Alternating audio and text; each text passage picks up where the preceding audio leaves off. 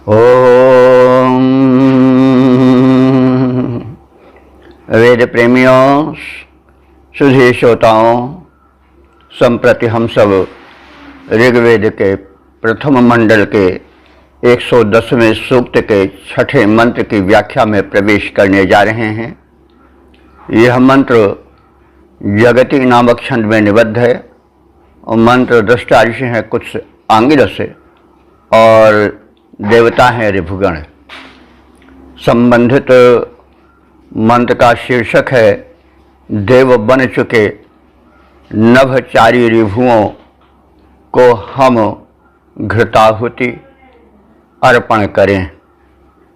तो अब संबंधित मंत्र का प्रथम पाठ हो जाए। ओम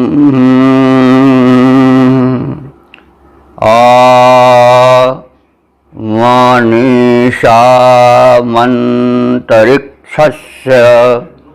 नृभ्यः शुचेव घृतं जुह्वाम विद्मना तरणित्वा ये पितुरस्य शशिर ऋभो वाज मरुहन दिवो रजः। शब्दार्थ से परिचय प्राप्त करें। अंतरिक्षस्य नृभ्यः, अंतरिक्ष के निवासी और नेतृत्व गुणयुक्त ऋभुओं के लिए। अंतरिक्ष से नृभ्यः, तो जो अंतरिक्ष में नेतृत्व करने वाले हैं और जो नेतृत्व गुणयुक्त ऋभु हैं, तेभ्यः नृभ्यः, उन ऋभुओं के लिए शुचा इव घृतम, शुचा घृतम, शुचा कहते हैं चमच को, घृत पात्र को। तो उस शुचा से, घृत पात्र से घृतम, घृत को आयु हवाम हम सब अर्पित करें। अर्थात वे ऋभुगण जो मनुष्य से अपनी लगन और तत्परता तथा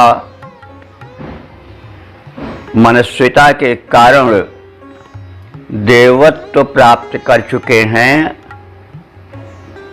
देवों की श्रेणी में पहुंच चुके हैं और जो वहाँ नेतृत्व कर रहे हैं मानव जाति का, जो अंतरिक्षचारी बन चुके हैं, नभचारी बन चुके हैं, ऐसे ऋभुओं के लिए हम सब शुचा घृतम, शुचा माने चमच यानी घृत पात्र से हम घृताहुति अर्पित करें। कैसे? मनीषाम विद्मना, मनोयोग पूर्वक। प्रदान दो प्रकार से होता है। एक तो एक मतलब दिखावे के लिए भी होता है, औपचारिकता के लिए होता है, और एक होता है मनोयोग पूर्वक। तो यहाँ कहा जा रहा है कि मनीषाम विद्मना यानी मनोयोग पूर्वक हम आयु हवाम, हम उन्हें घृताहुति अर्पण करें। क्योंकि ऋभवः, ये ऋभुगण अस्य विश्वस्य पितुः, इस विश्व के पिता प्रजापति के साथ रहने वाले हैं और तरणित्वा शशिरे, और तीव्र गति से कार्य को निपटा देने वाले हैं। क्योंकि जो कार्य को टाल मटोल करते हैं, देर में निपटाते हैं, वे किसी श्रेष्ठ के प्रिय नहीं हो पाते हैं।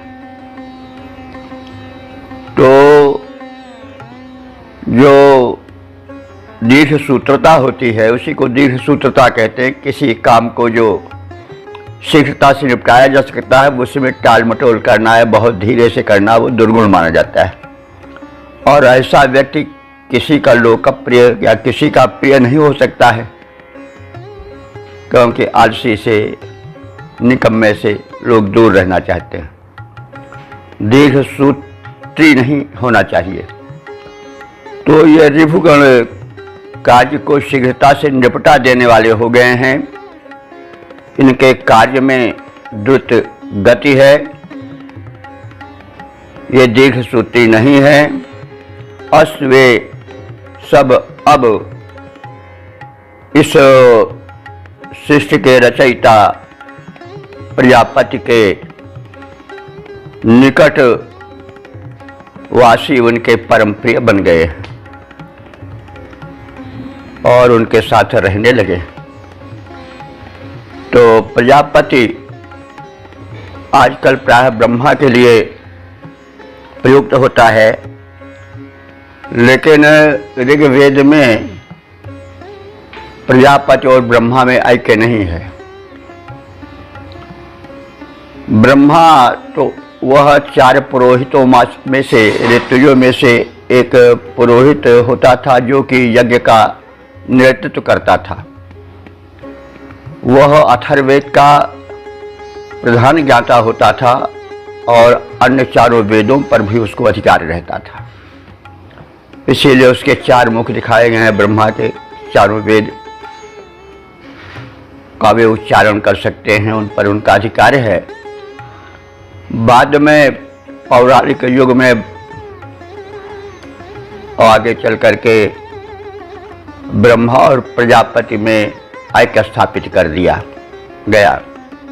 लेकिन ऋग्वेद काल में प्रजापति सृष्टा को कहा गया है, परमात्मा को कहा गया है, लेकिन ब्रह्मा से उसे नहीं जोड़ा गया है। तो उस प्रजापति से, सृष्टि निर्माता से लगाव हो गया है, उनके सहवासी बन गए हैं रिभुगण, क्योंकि यह कार्य को त्वरित गति से निपटा देने वाले हैं, दीर्घ सूत्री नहीं है। और ये बलिष्ठ हैं, बलवान हो गए हैं। और दिवो माने द्युलोक और रजा माने अंतरिक्ष लोक में अपने वाजम, वाज माने शक्ति होता है, अपने शक्ति से अर्जित ऊर्जा से आरोहण माने आरूढ़ होने लगे। तो ये जो रिभुगण हैं, इन्होंने वह ऊर्जा प्राप्त कर ली है कि वे गगन मंडल में, अंतरिक्ष लोक में, द्युलोक में विचरण करने में समर्थ हो गए हैं। तो इससे थोड़ा यह प्रकाश पड़ता है कि वैमानिक क्रिया से, यानी विमान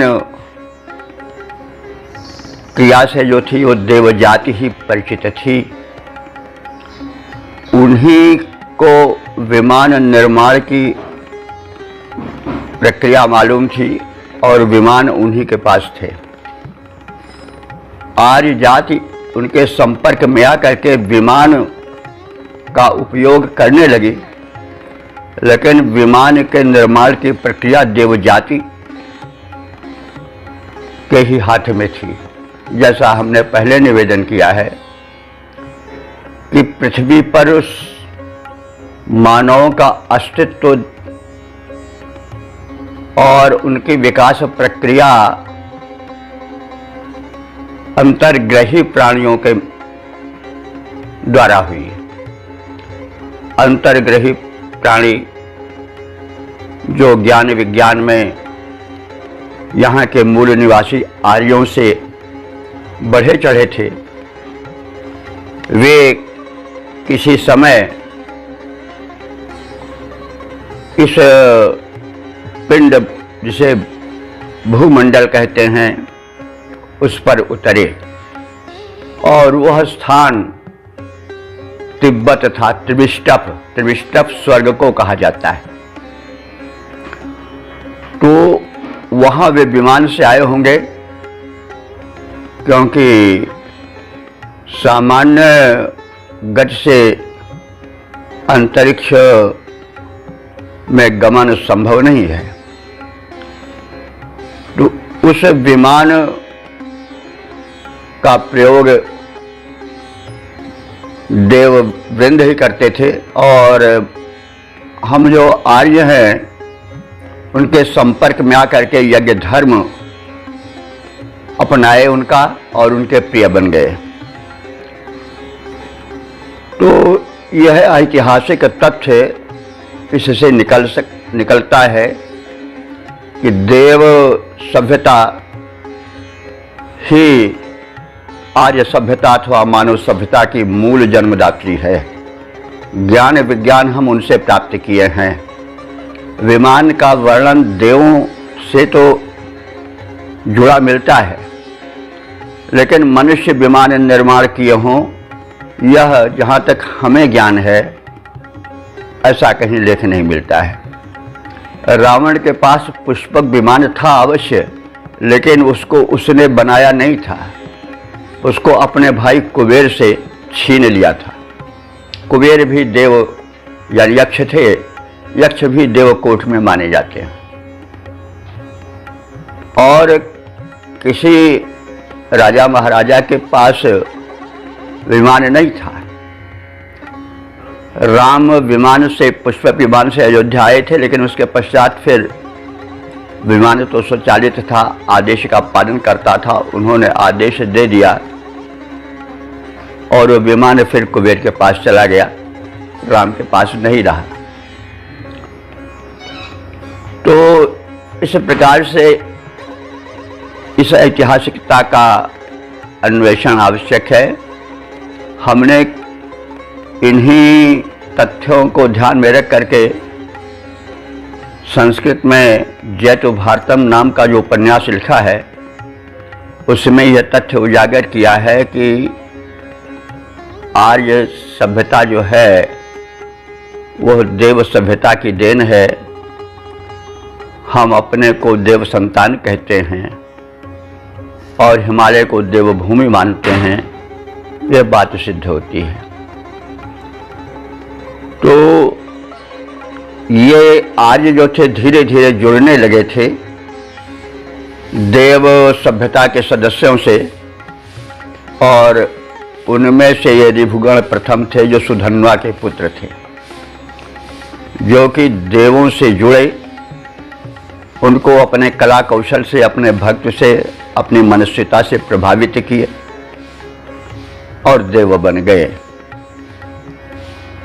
यज्ञ प्रधान देव थे और देवों से ही यज्ञ धर्म सीखा आर्यों ने, और उसको उन्होंने बड़े मनोयोग पूर्वक अपनाया। कुछ उनका विरोध करने वाले हुए, वे असुर कहलाए या राक्षस या दानव आदि, और उनका संघर्ष चलता रहा, ये अलग की बात है, वो कभी किसी समय बताया जाएगा। हम थोड़ा इस पर प्रकाश क्यों डाल देते हैं कि हमें ऋग्वेद के संदेशों का और उसमें ऐतिहासिकता का भी अन्वेषण करना चाहिए। जो लोग ये कहते हैं कि वेदों में ऐतिहासिकता नहीं खोजनी चाहिए, तो वो ठीक है, एक मत है, लेकिन मुझे बहुत तर्क सम्मत नहीं समझ पड़ता। क्योंकि अगर हम मान लें कि वेद मानव की रचना के पहले ही रच दिया गया था, तो भी वो रचनाकार त्रिकालज्ञ है, तो जो होने वाला है उससे भी उसको परिचय है। तो इसलिए हम नाम से अथवा इतिहास से अपने को अलग रखें, यह चिंतन जो है मेरे विचार से समीचीन नहीं है। तो इस प्रकार से हमने इस मंत्र में देखा कि ऋभु जो मनुजत्व से देवत्व की कोटि में आ गए, वे अंतरिक्ष में विचरणशील हो गए, क्योंकि देवगण अंतरिक्ष में, आकाश में वायुयान आदि से विचरण करते थे। तो जब उनके सदस्य हो गए तो वे भी विचरणशील हो गए अंतरिक्ष में। और ऐसे शक्ति संप्राप्त ऋभुगणों को ऋषि कह रहा है कि हम लोग मनोयोग पूर्वक हवि प्रदान करें, घृत प्रदान करें, पूरे घृत पात्र में घृत भर के उन्हें समर्पित करें। वे बड़े लोकप्रिय हो गए हैं देवमंडल में और कार्य को बड़ी तीव्रता से निपटा देने वाले हैं, इसलिए वे प्रजापति के निकट वासी बन गए हैं और उनमें शक्ति आ गई है और वे दिव्यलोक तथा अंतरिक्ष लोक में अपनी शक्ति से, अपनी मनुष्यता से विचरण करने लगे हैं, विमान पर आरोहण करने लगे हैं। उनमें दिव्य शक्तियाँ आ गई हैं। वे देवत्व के संसर्ग से उनके समस्त अनुदानों के पूर्ण अधिकारी बन गए हैं। तो इस प्रकार से हम इसके शब्दार्थ भावार्थ से परिचय प्राप्त करने के पश्चात अब पद रूपांतरण पर ध्यान दें। ऋभुगण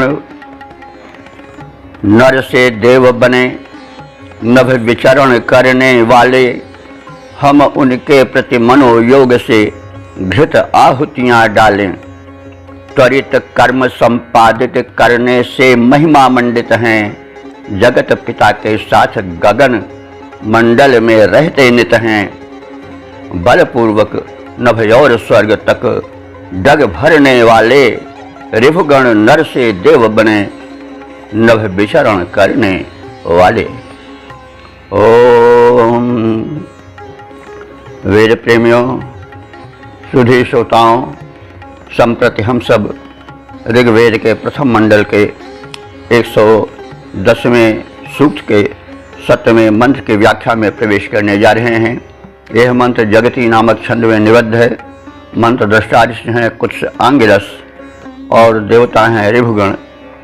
इस मंत्र का शीर्षक है इंद्रवत बलि ऋभुगण अयज्ञशीलों के पराजय हेतु हमें बल प्रदान करें। अब संबंधित शीर्षक से संबंध रखने वाले मंत्र का प्रथम पाठ हो जाए। ओम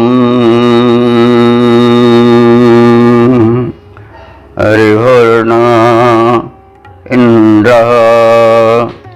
शवसा नवीयान् ऋभुर्वा वाजेभिर्वसुर्दधिः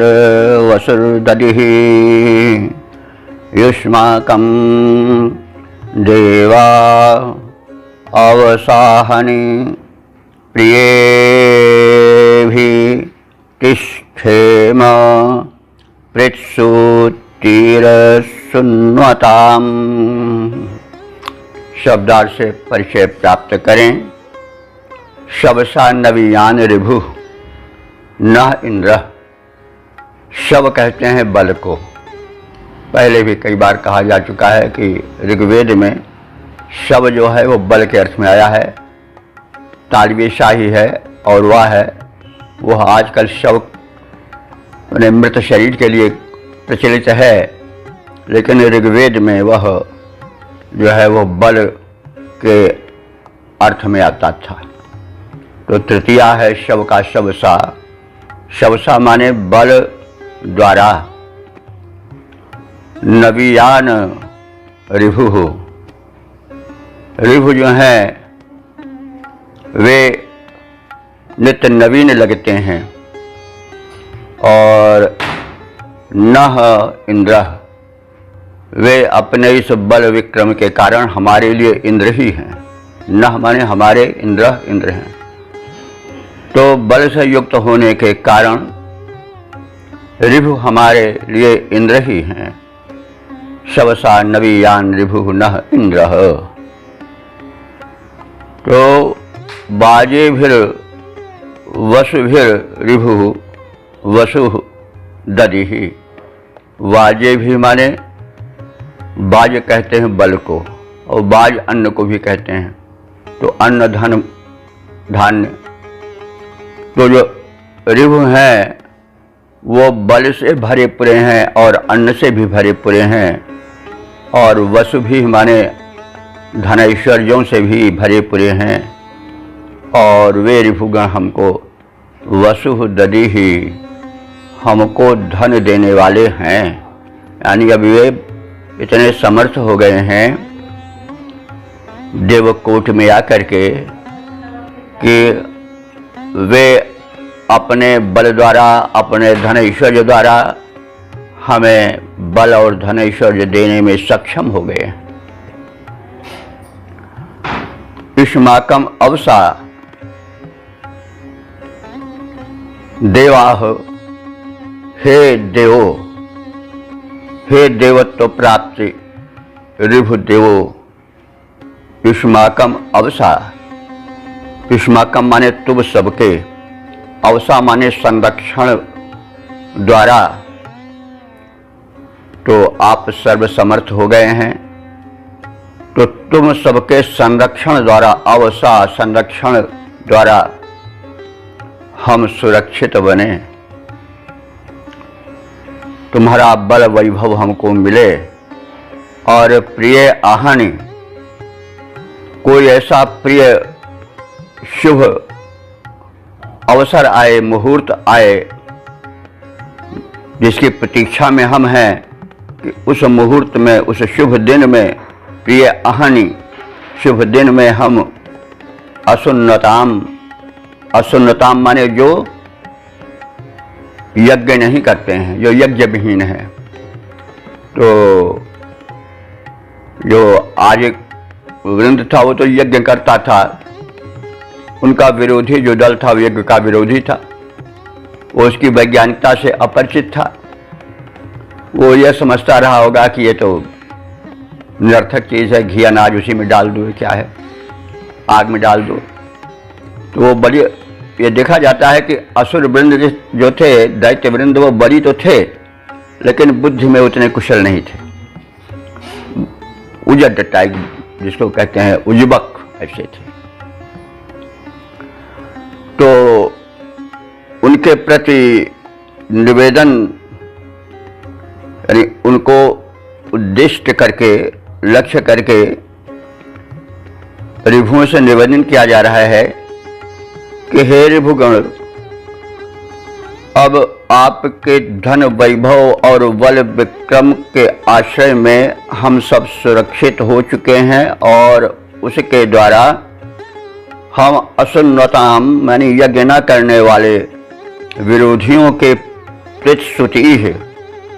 प्रीतस्तुति माने सेनाओं को अभितिष्ठेम माने पराजित करें। ऐसा शुभ अवसर आवे कि हम सब अयज्ञशीलों के बर्बर सेना को पराजित करें। अब तो हम आपके भी संरक्षण से युक्त हो गए हैं, आप हमारे लिए इंद्र तुल्य हो गए हैं। तो इस प्रकार से बल से युक्त होने के कारण ऋभुदेव सदा तरुण बने रहते हैं और इंद्रवत प्रतीत होते हैं। हमारे लिए वे साक्षात असुरहंता इंद्र ही हैं। शक्ति धनेश्वर से परिपूर्ण ये ऋभु हमें संपन्नता प्रदान करें और प्रदान करने में सक्षम हैं। हे ऋभुदेव, तुम्हारे सुरक्षा साधनों से संरक्षित हम सब किसी शुभ दिन में, किसी शुभ मुहूर्त में, किसी शुभ वेला में यज्ञ विरोधियों के, यज्ञ कर्मों से रहितों के सैन्य बल को हराकर उन पर विजय पताका फहराने में समर्थ हो जाएं, ऐसी हमारी कामना है। आप हमारे इसमें सहायक बनो। संसार यज्ञ में है और यज्ञ धर्म संसार भर में विस्तृत हो जाए, फैल जाए और यज्ञ विरोधी न रहने पावे। यज्ञ का अर्थ है पर्यावरण शोधक साधन और शुभ कर्म, जिससे कि मानवता का विकास होता है, सुख शांति का प्रसार होता है, प्रकाश होता है। ऐसी यज्ञ कर्म से हम सब जुड़े रहें और विरोधी परास्त हों। अब शब्दार्थ और भावार्थ के परिचय के पश्चात हम सब इस मंत्र के पद रूपांतरण पर भी ध्यान दें। रिभुगण बलयुत नित्य तरुण हैं, अपर इंद्र लगते हैं। रिभुगण बलयुत नित्य तरुण हैं, अपर इंद्र लगते हैं। उन्हें देख कर भाव हमारे उर में यो जगते हैं। धनैश्वर्य परिपूर्ण महामहिमा मंडित बलशाली, वितरित वे करते रहते हैं हम सब में खुशहाली। तेरे विपुल सुरक्षा साधन से रक्षित हो जाएं। हे रिभुगण तुम सबके विपुल सुरक्षा साधन से रक्षित हो जाएं। शुभ मुहूर्त में यज्ञ विहीनों को हम मार भगाएं। उनके रक्षण में रह करके भय सारे भगते हैं। रिभुगण के रक्षण में रहकर भय सारे भगते हैं। रिभुगण बलयुत नित्य तरुण हैं, अपर इंद्र लगते हैं। उन्हें देखकर भाव हमारे उर में यों जगते हैं। ओम वेद प्रेमियों, सुधी श्रोताओं, संप्रति हम सब ऋग्वेद के प्रथम मंडल के 110वें सूक्त के 8वें मंत्र की व्याख्या में प्रवेश करने जा रहे हैं। यह मंत्र जगती नामक छंद में निबद्ध है। मंत्र दृष्टा ऋषि रिभुगण है और मंत्र दृष्टा ऋषि आंगिरस हैं। कुत्स आंगिरस और देवता रिभुगण हैं। अब संबंधित मंत्र के शीर्षक से हम परिचित हो लें। रिभुगण भिषज कर्म में भी कुशल हैं। अब संबंधित शीर्षक से जुड़े हुए मंत्र का प्रथम पाठ हो जाए। ओम निश्चर्मण ऋभो गामपिंशत सावस्येना सृजता मातरं पुनः सौधन्वनासः सौधन्वनासः स्वपश्यया नरो जिव्री युवाना पितरा कृणोतन। शब्दार्थ से परिचय पाएं। ऋभुवः, हे ऋभु नामक देवो, चर्मणः गाम्निः अपिंशत्। अब हम तुम्हारे दिव्य कर्मों का परिचय दे रहे हैं। तुम लोगों ने चर्मणः गाम, उस गाय को, गो शब्द का गाम होता है, तत्गाम उस गाय को जो चर्मणः, जो कि केवल चर्म मात्र में रह गई थी, यानी जिसके मांसादि सब गल चुके थे और जो छठरी में बची थी, केवल चमड़ा ही चमड़ा जिसका लटका हुआ दिखाई पड़ रहा था, ऐसे क्षीणकाय गाय को तुम लोगों ने निह अपिंशत अपने वैद्यकीय भिषज कर्म द्वारा दर्शनीय बना दिया। अपिंशत, अपिंशत माने रूपवती बना दिया, दर्शनीय बना दिया। मातरम पुनः वत्सेन सम असृजत। मातरम माने यहाँ गौ माता को कहा गया है। उस गौ माता को जिसे तुमने ठठरी मात दौर्बल्य को या ठठरी में सिमटे हुए दौर्बल्य को हटा करके स्वस्थ दर्शनीय बना दिया था, उस गौ माता को फिर तुमने वत्स माने बछड़े से युक्त कर दिया। वत्सेन सम असृजत, उसको वत्स से बछड़े से युक्त कर दिया, माने वह ब्याने योग्य हो गई, उसके बछड़े होने लगे। तो यह तुम्हारे भिषज कर्म का कौशल है। तो तुम शक्तिशाली ही नहीं हो, वरन भिषज कर्म कुशल भी हो, जो कि गाय के संदर्भ में देखा गया। और यही नहीं, तुमने अन्य भी बड़े महत्वपूर्ण कार्य किए। हे सौधन्वनासः, हे सुधन्वा के पुत्रो, सुधन्वा अंग्रीय गोत्रीय थे, अंगिरा गोत्रीय थे।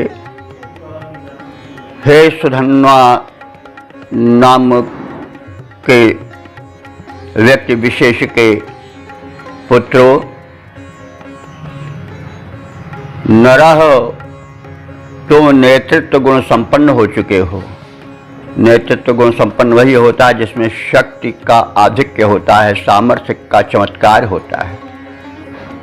तो तुम नेतृत्व यानी गुणाधिक्य के कारण नेतृत्व गुण से संपन्न होने के गुण से स्वपस्या माने अपने प्रयत्न से जिब्री पितरा, जिब्री माने होता है अतिवृद्ध, जो कि लट गए थे, जीर्ण शीर्ण हो गए थे, ऐसे जिब्री जीर्ण शीर्ण, पितरा माने माता पिता को, पितर में माता पिता दोनों आ जाते हैं। तो पितरऊ होना चाहिए, ये वैदिक व्याकरण में पितरा हो जाता है द्विवचन में। तो तुमने जीर्ण शीर्ण अतिवृद्ध लटे लामड़े माता पिता को भी युवाना अकर्णोतन अपने रासायनिक प्रयोगों द्वारा नवयुवक बना दिया, उन्हें तरुणाई प्रदान कर दी। बड़ा ही प्रशंसित कार्य है तुम्हारा। तो हे ऋभुदेव, जिसके चर्म ही शेष रह गए थे, ऐसी कृष्ण काय गलितांगी गाय को फिर से हृष्ट पुष्ट दर्शनीय बना दिए। उस गोमाता को हे वो तुमने बछड़े से युक्त करा दिया, अर्थात वह प्रसव माने प्रसूता बन गई। हे सुधन्वा के समर्थ वीर पुत्रो, तुमने अपने प्रयासों से अतिवृद्ध जीर्ण शीर्ण अपने माता पिता को तरुणाई प्रदान कर दी, उन्हें तरुण बना दिया। इस प्रकार ऋभुगण कारीगरी में तो कुशल हैं ही, साथ ही साथ एक योग्य चिकित्सक कर्म में भी पूर्ण कुशल हैं। रसायन के अत्यंत निकट के ज्ञाता हैं। रासायनिक प्रयोगों से ही शरीर को नवयौवनत्व और नवीन ऊर्जा से पूर्ण किया जा सकता है। तो इस प्रकार से हम इस मंत्र के शब्दार्थ और भावार्थ से परिचय प्राप्ति के पश्चात अब इसके पद्य रूपांतरण पर भी दृष्टि डाल लें। शुभ भिषक कर्म में कुशल परम ये ऋभुगण जाने जाते हैं, कृषकाय गाय गलितांगी को अति सुंदर धेनु बनाते हैं। बछड़े से युक्त स्वस्थ करके फिर गाय दुधारू बना दिया, करके प्रयास अति जरठ पिता माता को यौवन दान किया। अति योग्य चिकित्सक हैं ऋभुगण, वे चमत्कार दिखलाते हैं। शुभ भिषक कर्म में कुशल परम ये ऋभुगण जाने जाते हैं, कृषकाय गाय गलितांगी को अति सुंदर धेनु बनाते हैं। ओम। वेद प्रेमियों, सुधी श्रोताओं, संप्रति हम सब ऋग्वेद के प्रथम मंडल के 110वें सूक्त के 9वें मंत्र की व्याख्या में प्रवेश करने जा रहे हैं। यह मंत्र त्रिशुप नामक छंद में निबद्ध है। मंत्र दृष्टा ऋषि कुछ आंगिरस हैं और देवता हैं ऋभुगण। संबंधित मंत्र का शीर्षक है ऋभुओं से युक्त इंद्र हमें विजय प्रदान करें और देवगण इसका समर्थन करें। अब संबंधित भाव को भरे हुए मंत्र का प्रथम पाठ हो जाए। ओम वाजेभिर्नो वाजसाताव विद्धरिभुमान् इंद्र चित्रमादर्शि राधः तन्नो मित्रो वरुणो मामहन्तामदितिः सिन्धु पृथिवी उतद्योः। शब्दार्थ से परिचय प्राप्त करें। ऋभुमान इंद्र, हे ऋभुओं से युक्त इंद्र। ऋभुगण बड़े समर्थ देव हो चुके हैं, इसलिए इंद्र से निवेदन किया जा रहा है कि आपके पास तो अब ऋभुओं की शक्ति भी समाविष्ट हो गई है। आपके सामर्थ्य को अधिक समर्थ बनाने वाले तुम्हारे सहायक ऋभुगण भी आ गए हैं। तो अब हे देव प्रवर बाजसातौ माने वह युद्ध, बाज कहते हैं युद्ध को, बल को, अन्न सबको। तो यहाँ पर बाज सातों का तात्पर्य हुआ पराक्रम प्रधान युद्ध में।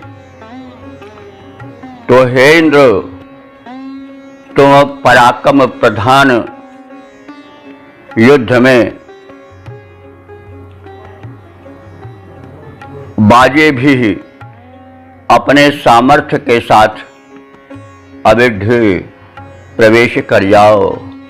समर्थ व्यक्ति सीधे युद्ध क्षेत्र में शत्रु सेना को पछाड़ता हुआ उसमें प्रविष्ट होता चला जाता है। रुकना उसे नहीं पड़ता है, यह उसके सामर्थ्य की महिमा है। तो ऋभुगणों के सामर्थ्य से युक्त इंद्र अब विशिष्ट बलशाली हो गए हैं। अतः उनसे प्रार्थना की जा रही है कि वे अब पराक्रम साध्य युद्ध में शत्रुओं की सेना को चीरते हुए प्रविष्ट होते जाएं और उन्हें पछाड़ दें। और चित्रम राधा आदर्शी, और विजय प्राप्त करके हम सबको चित्रम राधा, चित्रम माने विलक्षण, राधा माने धन, राध धन को कहते हैं। राधनोति साधनोति कार्याणि राधा, जो कार्यों को सिद्ध कर दे उसमें सहायक हो वही राध है।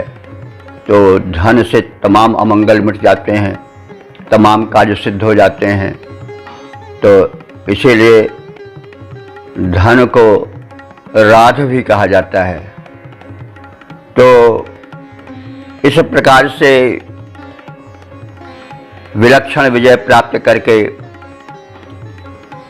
ऋभुओं के सहायता से अधिक सक्षम बने इंद्र, आप हमें विलक्षण धन वैभव आदर्श माने प्रदान करो, आदर्शी प्रदान कर दो। न तत्, हमारे उस इच्छित कर्म का, इच्छित प्रस्ताव का जो हम इंद्र के समक्ष रख रहे हैं, धन धान्य वैभव कुशल क्षेम प्राप्ति का, उसका समर्थन। मित्रः दिनाभिमानी देव मित्र, वरुणः निशाभिमानी देव वरुण, अदितिः अखंडिता देव माता, निर्दोषा देव माता अदिति। सिंधु समुद्र, उत माने और, द्यौः दिव माने आकाश, मां महंताम उसका समर्थन करें, अनुमोदन करें। किसी कार्य की सिद्धि के लिए अनुमोदन की आवश्यकता होती है। प्रधान दाता के पास तक पहुंचने के लिए और उससे वांछित प्राप्ति के लिए। तो इंद्र रिभुओं के सहायता से अधिक सक्षम हुए हैं। वे शत्रुओं की विशाल सेना को चीरते फाड़ते हुए इसमें प्रविष्ट होकर के प्रबल विजय, चिरस्मरणीय विजय प्राप्त करें और हमें चित्र विचित्र बने विशिष्ट प्रकार के धनों से समृद्ध बना दें और हमारे याचित प्रस्तावों को, प्रार्थनाओं को पूरित होने के सिलसिले में जो सक्षम देव हैं, मित्र जो कि दिनाभिमानी देव हैं और सूर्य यानी आदित्य मंडल के देव हैं वे, और निशाभिमानी माने निशा के रात्रिकालीन कार्यों का लेखा जोखा रखने वाले समर्थ वरुण देव, देव माता अदिति, समुद्र और आकाश, ये सब हमारे प्रस्तुत हुए प्रस्तावों का समर्थन करें। तो हे रिभुओं से युक्त इंद्रदेव, बलपूर्वक पराक्रम प्रधान समर क्षेत्र में अपने समर्थ साधनों के साथ तुम प्रविष्ट हो जाओ।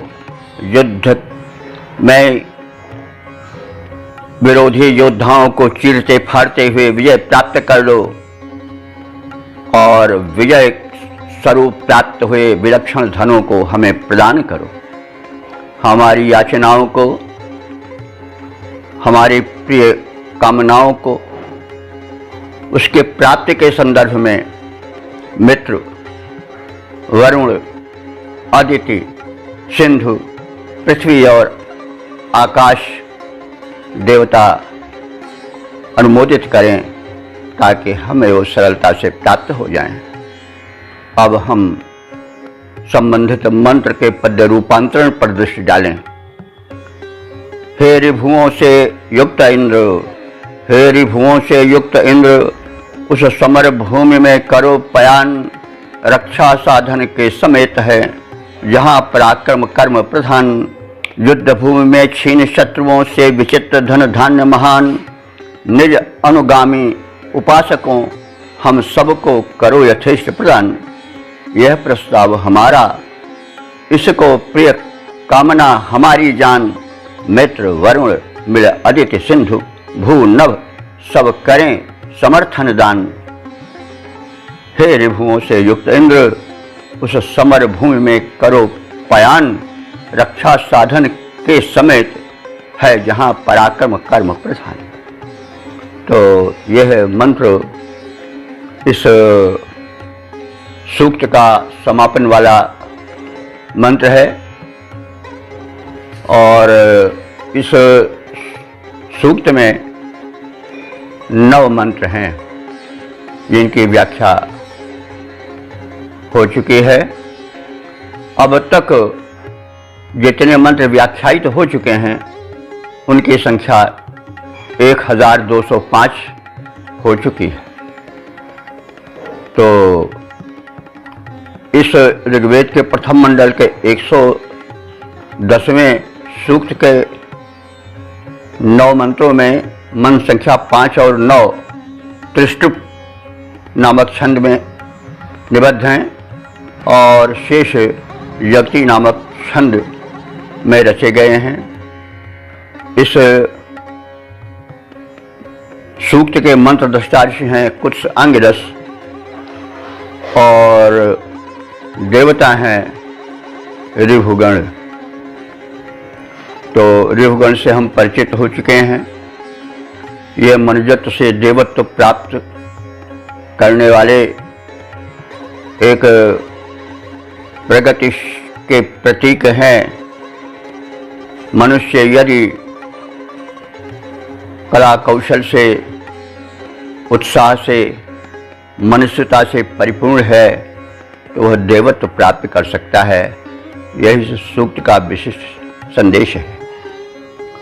और इस मंत्र के दूसरे इस सूक्त के दूसरे मंत्र में बताया गया है कि विनम्रता, श्रमशीलता, संकल्प बल देवत्व प्राप्ति का प्रधान साधन है, जो कि ऋभुगणों में कूट कूट कर भरा था। तीसरे मंत्र में समर्थ सविता की उपासना से यह गुण प्राप्त हुआ है, देवत्व प्राप्त हुआ है। और सविता की उपासना परम शक्ति प्रदाय है। सविता की उपासना ही गायत्री मंत्र में भी है, जिसकी बड़ी चर्चा है। और उसे हम यद्यपि गायत्री करके तमाम लोग कहते हैं कि यह जैसे गायत्री उसका देवता हो, ऐसी बात नहीं है। देवता उसके सविता हैं। सविता जगत उत्पादक प्रेरक शक्ति हैं। सूर्योदय का जो प्रथम रूप अंतरिक्ष में परिलक्षित होता है वो सविता का है। यह परम शक्तिशाली और सौभाग्यप्रद और सौमन्य से पूर्ण रूप होता है। तो गायत्री मंत्र इसी पर है, उसकी शक्ति सभी जानते हैं। और सविता की उपासना ऋभुओं ने की थी, जिससे उनको ये शक्ति मिली। उनमें मनस्विता थी, कर्मठता थी, निरालस्यता थी और उनमें उद्यमशीलता थी, कला कुशलता थी। उन्होंने एक ही चमच को, पात्र को, जिसमें सोमपान होता था, उसको अपने कला कौशल से 4 भागों में उसी प्रकार से सुशोभन रूप में बना करके प्रस्तुत कर दिया, जिससे सविता देवता बहुत प्रसन्न हुए और उनको देवत्व वर्ग में सम्मिलित कर लिया, उनको देवता श्रेणी मिला दिया। तो यह ऋभुओं की प्रधानता थी। ऋभु शक्तिशाली बन गए और वे अंतरिक्षचारी बन गए। देवताओं की भांति विमान से अंतरिक्ष में, आकाश में विचरण करने लगे और वे इतने समर्थ हो गए कि मनुष्य उनसे बल, पौरुष, सफलता की याचना करने लगे। तो मनुष्य यदि आगे अपने को बढ़ाता है तो फिर वो इतना समर्थ हो जाता है कि देवता बन जाता है। सब उससे प्रार्थना करते हैं, प्राप्ति की अभिलाषा करते हैं, उसके अनुगामी बन जाते हैं। तो ऋभुओं में भैषज कर्म कौशल का भी प्रदर्शन मंत्रों में हुआ है। जो ऋभुगण हैं वो एक कुशल रसायन शास्त्री और वैद्य भी हैं। एक गाय जो कि इतनी क्षीण हो गई थी, केवल ठठरी थी, चमड़े ही चमड़े उसके लटक रहे थे, उसको इन ऋभुओं ने स्वस्थ, सुंदर, दर्शनीय बना दिया और उसे बछड़े से युक्त कर दिया अथवा उसे प्रसव योग्य बना दिया। ऋभुओं के माता पिता जरठ हो गए थे, लट गए थे, अत्यधिक क्षीण हो गए थे, वृद्धावस्था से वो अशक्त हो गए थे, लेकिन अपने रासायनिक प्रयोगों द्वारा इन ऋभुओं ने उन्हें नवयुवक बना दिया। तो इस प्रकार से रासायनिक प्रयोग में और चिकित्सीय कर्म में भी ऋभुओं का कौशल दिखाया गया है। तो इस प्रकार से हमने इस सूक्त के विषय में संक्षिप्त परिचय प्राप्त किया। अब हम व्याख्याक्रम में अगले सूक्त में, जो कि ऋग्वेद के प्रथम मंडल का 111वां सूक्त होगा, उसकी व्याख्या में प्रवेश करेंगे। तब तक के लिए हम अपनी वाणी को विराम देते हैं।